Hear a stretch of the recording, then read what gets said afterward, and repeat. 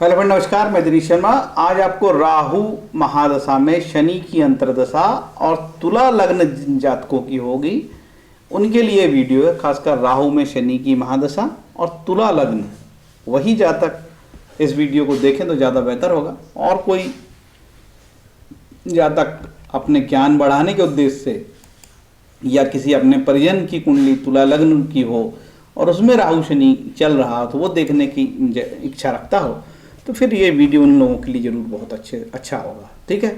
और ये मेरा कॉन्टैक्ट नंबर है, आप इस नंबर में मुझे संपर्क कर सकते हैं। कॉलिंग नंबर भी यही है, व्हाट्सएप नंबर भी यही है। कुंडली विश्लेषण कराना हो तो आप संपर्क कर सकते हैं। यह वीडियो देखने और सुनने योग्य है। ठीक है। राहु की महादशा 18 वर्ष चलती है। तुला लग्न में राहु में शनि की अंतर्दशा। ठीक है। 2 वर्ष 10 माह 6 दिन चलेगा ये शनि। ठीक है। तो राहु की दशा भाई, तो राहु 18 वर्ष तो आपको नेगेटिव रिजल्ट देने वाला नहीं है या पॉजिटिव देने वाला नहीं है, यदि अच्छा हो तो या बुरा हो तो। ठीक है।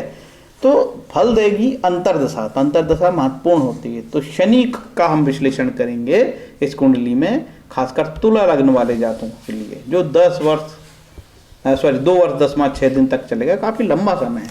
देखो, शनि रिजल्ट देगा तो शनि के कारकत्व भी जानेंगे हम। भाई राहु का तो महादशा स्टार्ट है, राहु के साथ शनि महत्वपूर्ण भूमिका में, शनि देगा रिजल्ट। शनि की अंतर्दशा है क्योंकि। ठीक है।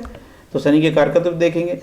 फलित के कुछ तरीके होते हैं, जैसे कि भाव और भावेश की स्थिति। तो हम तुला लग्न में भाव भावेश की स्थिति के आधार पर बताएंगे कौन सा ग्रह शुभ और कौन सा अशुभ, लघु पारसरी के सिद्धांत।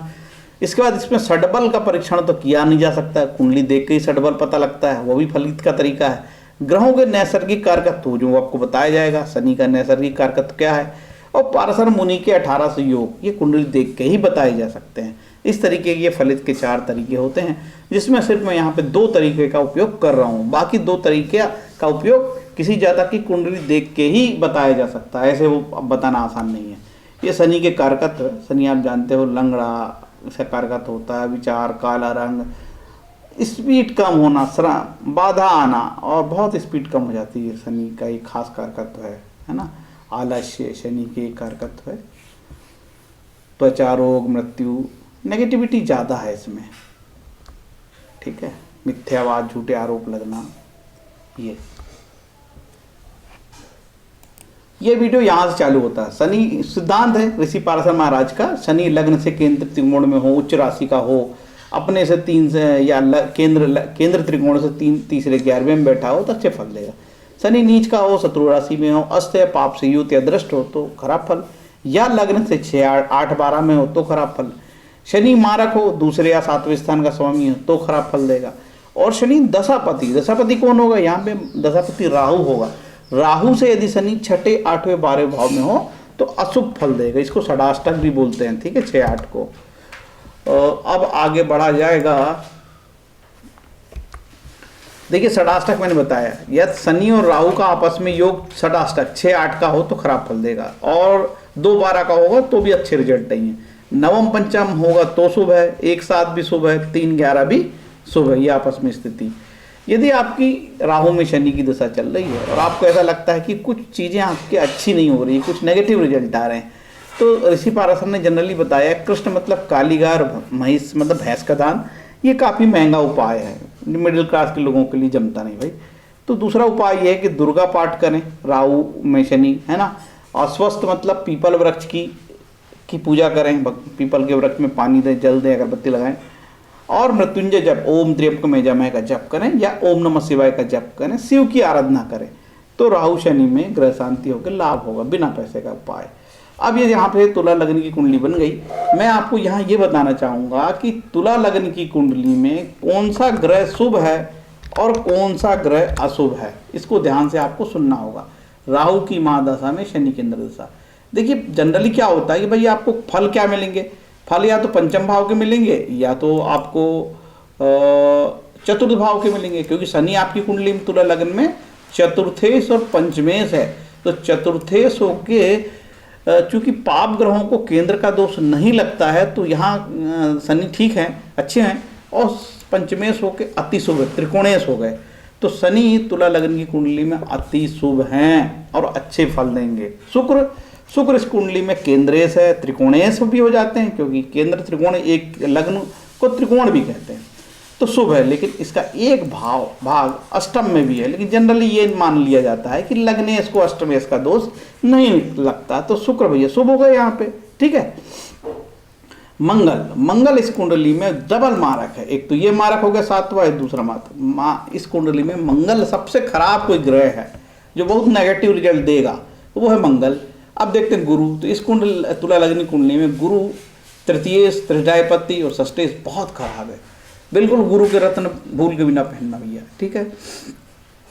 अब रही बात बुध की, तो बुध इस कुंडली में नवमेश होकर अति शुभ है और द्वादशेश है, तो मिश्रित फल देंगे, क्योंकि द्वादशेश होकर सम हो गए, अशुभ हो गए और ये शुभ हो गए, तो मान के चलते हैं कि गुरु यहाँ पे, बुध यहाँ पे अच्छे हैं। नवमेश होने से केंद्र का जो उत्तरोत्तर बलि त्रिकोण होता है, नवम त्रिकोण होता है, सबसे शुभ यहाँ पे बुध हो गए, मान के चलो, ठीक है। तो बुध शुक्र भी शुभ हो गए, बुध भी शुक्र हो गए और शनि भी शुभ हो गए यहाँ पे, है ना।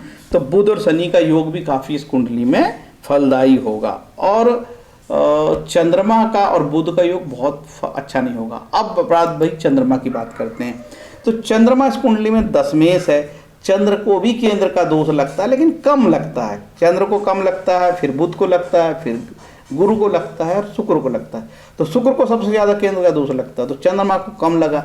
यदि ये चंद्रमा कहीं आपकी कुंडली में, कहाँ है भाई चंद्रमा, ये है, ये चंद्रमा कहीं यहाँ पे नीच का हो गया, तो मान के चलो कि चंद्रमा का केंद्र का दोष खत्म हो गया और ये बड़े अच्छे फल देगा नीच का चंद्रमा यहाँ पे।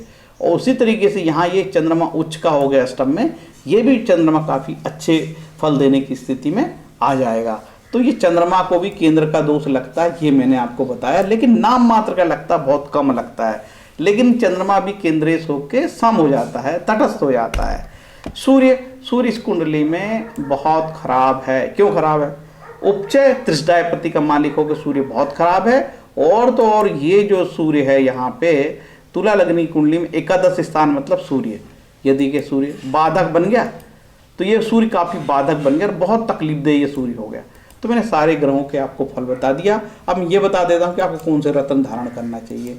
तो आपको तुला लगन की कुंडली में बुध का रत्न पन्ना ये धारण कर सकते हैं। लग्नेश का रत्न शुक्र धारण किया जा सकता है, लेकिन ये जरूर ध्यान रखें, बहुत आवश्यक हो तो धारण करें, क्योंकि शुक्र अष्टमेश भी हो जाता है, इसलिए कोशिश करें कि हीरा पहनने से बचें।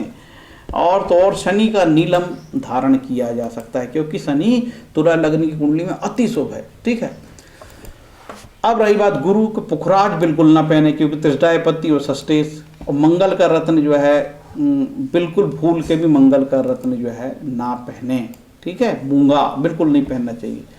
अब रही सूर्य का रत्न बिल्कुल नहीं पहनना चाहिए, कि सूर्य खराब है इस कुंडली में, ठीक है।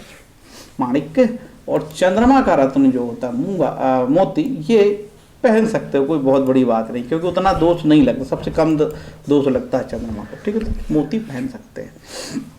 ये तो बात रत्नों की हुई।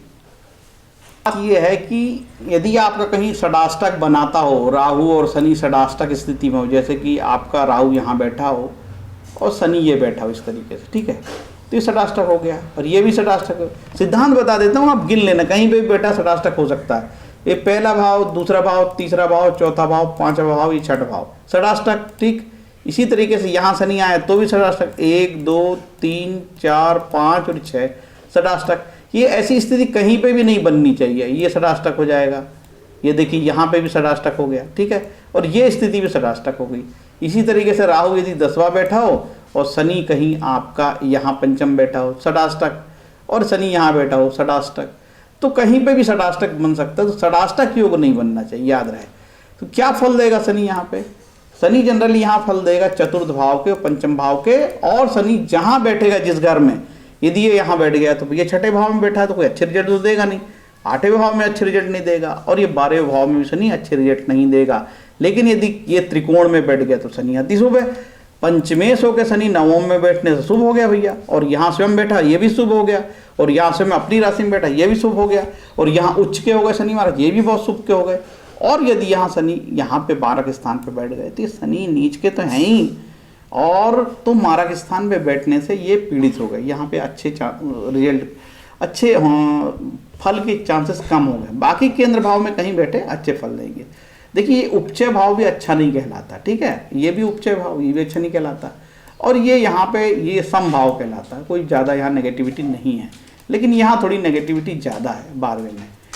अब देखते हैं कि शनि क्या फल देगा। शनि देखो आपको पंचम भाव के फल देगा, तो पंचम भाव से संतान, सुख, मन, बुद्धि, शिक्षा, विद्या, प्रतिभा, पेट, उदर, पाचन तंत्र, मंत्रों द्वारा देवताओं की पूजा, रचना, विवेक, बुद्धिता, शासकीय मुहर, आत्मा, प्राण शक्ति, गर्भ, श्रुति, स्मृति, जुआ, सट्टा, लॉटरी, प्रेम संबंध, अवैध संबंध, स्मरण शक्ति, भविष्य का ज्ञान, है ना, रंगमंच, कलाकार, खेलकूद, बहुत सारे कारकत्व यहाँ, शेयर मार्केट। ठीक, अब चौथे भाव के क्या फल है? चौथे भाव से जनरली शिक्षा देखी जाती है, राज, घर, कार पहिया, 4 पहिया वाहन, माता, कुआ, पाताल, मन की प्रसन्नता, परिवार का सुख, भूमि, प्रॉपर्टी, पत्नी के कर्म, वेद शास्त्र का ज्ञान।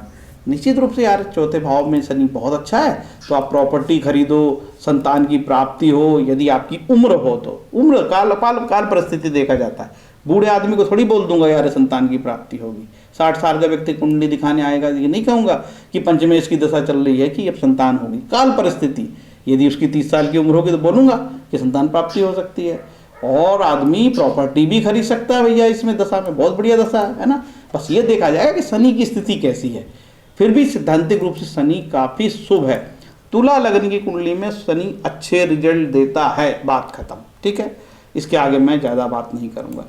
आगे मैं बता दूं भैया, देखो भगवान कृष्ण ने गीता में कहा है 9:26 में, अध्याय 9:26 श्लोक, पत्रम पुष्पम फलम तोयम, जो प्यार मोहब्बत से पत्र पुष्प फल देता है, जल प्रदान करता है, मैं स्वीकार कर लेता हूँ। भगवान नाटक नौटंकी वाले नहीं है। और लिखा है 9:22 में, अनन्य भाव से मेरे कोई चिंतन करता है, मेरा भगवान का, मेरा दिव्य स्वरूप का चिंतन करता है अनन्य भाव से, मैं उसका योगक्षेम हम करता हूँ, सब मदद करूँगा, उसकी रक्षा करूँगा। नवग्रह स्त्रोत का पाठ कर लो, ग्रह शांति होती है। और तो और राहु की महादशा में जनरली राहु की दशा 18 वर्ष चलेगी, तो दुर्गा सप्तशती का पाठ करें तो राहु शांति होती है। नारद भक्ति में लिखा है कि आपको ईश्वर भक्ति करने से समस्त ऋणों से आप उऋण हो जाओगे, टेंशन खत्म हो जाएगी और ग्रह शांति हो जाएगी। दान, जप, विष्णु सहस्त्र नाम, शिव सहस्त्र नाम, महामृत्युंजय मंत्र, गुरु प्रदत्त मंत्र, स्वाध्याय, धर्मशास्त्र का पठन, रामायण, गीता, भागवत पाठ, हनुमान चालीसा, सुंदरकांड, विभिन्न प्रकार के स्त्रोत पाठ जैसे राम रक्षा स्त्रोत, नारायण कवच, गजेंद्र मोक्ष, ललिता सहस्त्रनाम, सबसे ग्रह शांति होती है। कहीं पैसा नहीं लगता यार, आप लोग फुकट में लुटाते रहते हो। ये विष्णु सहस्त्रनाम का पाठ कर लो, सब ग्रह शांति होती है। ठीक है, लेकिन जो है सरल उपाय जब बताए जाते हैं तो ये शक किया जाता है एस्ट्रोलॉजर पर, ये मूर्ख है बोले, ये टोटके नहीं बता रहा। अरे टोटके ऋषि पाराशर ने नहीं बताया यार, तो मैं आपको कैसे बता दूं। ठीक है, तो ये मेरा जो सरल सा वीडियो था, क्योंकि राहु में शनि और कन्या तुला लग्न में शनि बहुत अच्छे हैं, तो मेरे पास बताने को कुछ नहीं था। लेकिन ये जरूर याद रखना कि शनि बैठा कहाँ है कुंडली में। यदि शनि कुंडली में बुरे भाव में बैठा होगा तो ये तकलीफ बढ़ती है, ये बुरा भाव है। 8वां भाव, 6वां भाव, ये 12वां भाव, इन भावों में शनि होगा। और साथ में कोई और भी नेगेटिव ग्रह होंगे, जैसे कि मंगल, है ना। अब मंगल, ये मार्केश मंगल यहाँ बैठा है, तो तकलीफ दे हो जाएगा। शनि मंगल के साथ एक और पाप ग्रह हो जाएगा, उसके भी फल देने लगता है फिर ग्रह। यदि दृष्ट हो, यहाँ मंगल बैठा और शनि यहाँ से दृष्ट है, शनि को मंगल दृष्टि दे रहे हैं, तो सप्तमेश होके मार्केश होके दृष्टि दे रहे हैं, तो इस तरीके से फलित अपने आप बदलते जाता है। ठीक है, याद रहे। हाँ, उम्मीद है ये वीडियो आपको पसंद आया होगा। यदि पसंद आया हो तो लाइक, कमेंट, शेयर करें, जिससे कि और भी आगे वीडियो बनाने की प्रेरणा मुझे मिलती रहे। हरे कृष्णा।